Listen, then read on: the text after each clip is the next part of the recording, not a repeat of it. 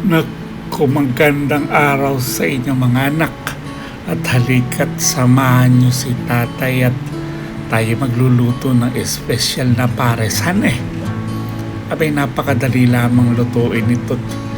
Yung karni na yan ay papakuluan lamang natin at palalabasin lang natin yung mga banil-banil ng baka. At eto't naghiwa na rin ang tatay ng sibuyas at bawang at luya. Abay, tatarin nyo lang ng ganyang kaliliit. At syempre hindi mawawala ang star anise, ang star ng Pasko natin. So ito'y ginatungan ko na ang ating kaldero at nilagyan ko na rin ng mantika. Ay dadakmain ko na lahat ito mga anak huwag kayong maselan at napakahirap ng iisa kamay. Ako na nagbibideo, ako pa nagluluto. Ibalibag nyo lang dyan sa kalderong may mantika. At halu-haluin ninyo. At napasobra pa ang hiwa ko ng luya. Naku, patay tayo sa nanay nyo. So ihulog at ihagis nyo lang din ang luya. Naku, habang nasusunog na yung sibuyas at bawang natin, buwisit na buhay ito. So ayan, habulin natin at halu-haluin lamang ang ating sibuyas, bawang at luya.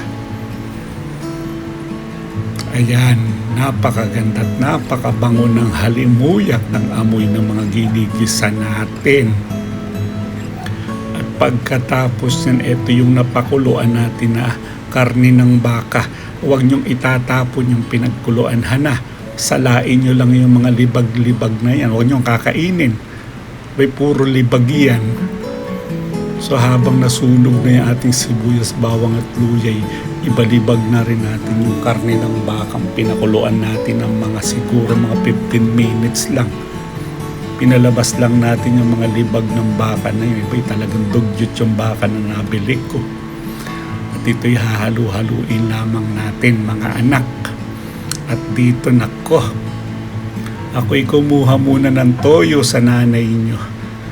Ebay, nagugulat ako't hindi maubos-ubos ang toyo namin sa bahay. Ebay, tinatapon ko na nga sa lababo yan. Pagbalik ay puno pa rin ang lalagyan. At syempre higit sa lahat ang star anise mga 4-5 piraso ibalibag nyo na dyan sa kaldero kasama ng karne. At makaraan lamang ang ating star anise ay lagyan na rin, ay kabayo. Huwag nyo isasama yung bote.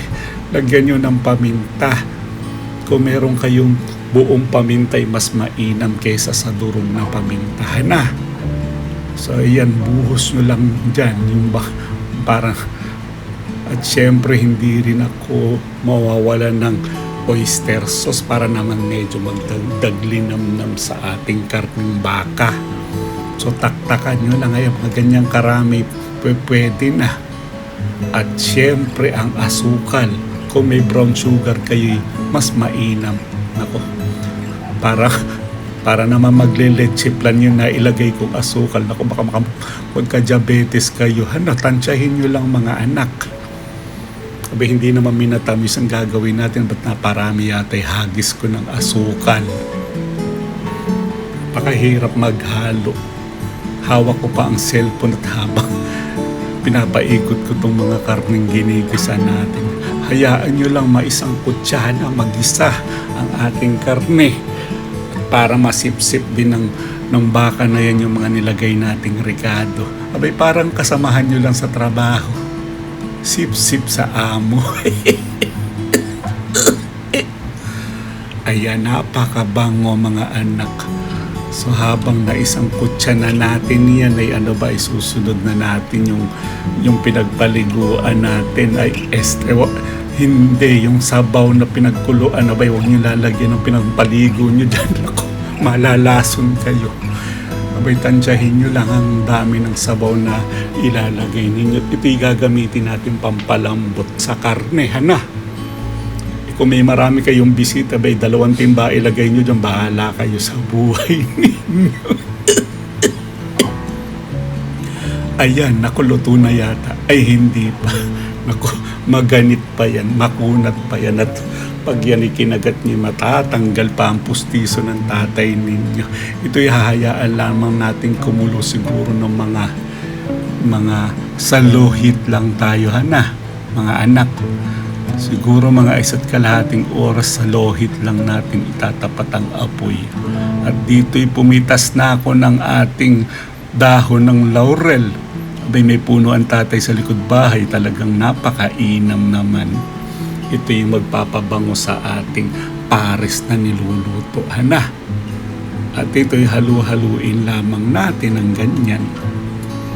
At pagkatapos niyan ay kunin na natin ang flying saucer natin. Ayan ako, lumilipad-lipad na ang flying object na UFO. Naku, sa kaya babagsak. Ayun, itakba na natin yan at para magpapalambot na tayo ng 1.5 hours.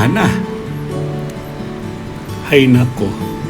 At ayan, luto na. Napakabilis ng pangyayari. Abay, hindi ko na malaya. Nakaluto na pala ang tatay niyo. Ito ilalagyan nyo ng 2 kutsarang cornstarch para ang sabaw ninyo lumapot-lapot. Huwag nyo naman dadagdagan ng cornstarch dahil pag nasobrahan kayo sa cornstarch, pag lumamig yung pares nyo, baka maging fruit salad yan. Ang tigas ng sabaw. Binibidyo ko kanina, hindi ko pala napindot yung record button. Ay talaga naman ang tatay niya pag nagkakaedad na talagang mali-mali na. Nako mga anak, napakasarap sa sinangag nito kung kayo may fried rice. Dagdagan nyo ng napakaraming bawang ay talagang napakalasa. Nako, talagang napakasarap naman ang pagkain na ginawa ng tatay ninyo. Halina't itatabi ko na ito para pag uwi nyo ng bahay kayo may mga makain na mga bata kayo. At hanggang dito na lamang mga anak. At ang tatay niya mga ngalakal pa sa labas at ang truck ng basuray kanina pa ako hinihintay at alam nyo na pagkatapos dyan bukas sa palengke naman tayo. Maraming salamat mga anak at naway kahit papani may napulot kayong aral.